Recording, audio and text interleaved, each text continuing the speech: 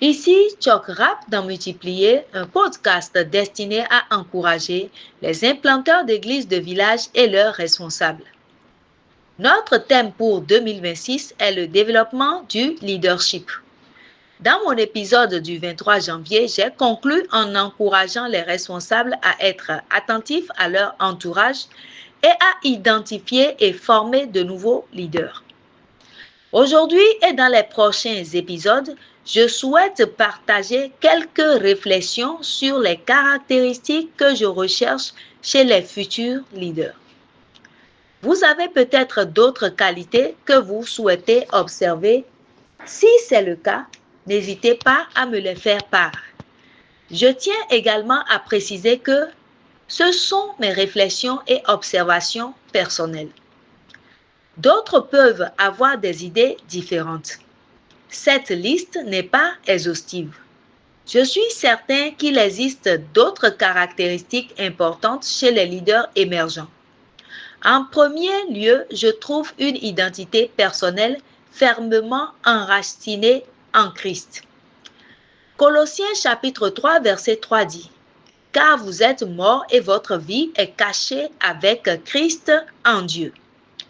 J'apprécie l'emploi du mot « caché » par l'apôtre Paul, car la véritable essence de la vie d'un croyant réside dans sa sécurité et sa protection en Christ. Vous m'avez peut-être entendu souligner dans de précédents podcasts que l'une des situations les plus dangereuses est celle d'une personne en position de leader qui manque de confiance en elle. À l'inverse, le leader dont la sécurité est fermement ancrée en Jésus-Christ a une confiance dans le Seigneur qui lui permet de servir les autres. Philippiens chapitre 2 verset 4 nous enseigne que nous ne devons pas regarder à notre propre intérêt, mais à ceux des autres.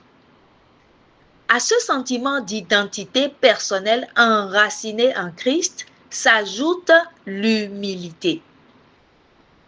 C'est une qualité qui se reflète dans le service des intérêts d'autrui. Je me méfie beaucoup de ceux qui affichent une attitude qui indique qu'ils se prennent pour une légende. Dans la traduction de J.B. Philippe, on lit ceci dans Romains 12, verset 3. En tant que votre guide spirituel, je vous donne ce conseil. Ne vous bercez pas d'illusions sur votre propre importance, mais efforcez-vous d'avoir une estimation réaliste de vos capacités. Quel sage conseil! Ne vous bercez pas d'illusions sur votre propre importance, mais efforcez-vous d'avoir une estimation réaliste de vos capacités. Chuck Colson, un mentor important dans ma vie, disait ceci. Celui qui aspire au leadership par simple flatterie de son ego est voué à l'échec. Il m'a fallu de nombreuses années pour apprendre cette leçon essentielle. Je poursuivrai ma réflexion sur les qualités à rechercher chez les leaders émergents dans mon prochain podcast. Ceci est un message d'encouragement pour les fondateurs et les responsables d'églises de village. Ce message a été relayé en français par votre sœur Mauricia Adeoumi. Que le Seigneur bénisse votre entendement.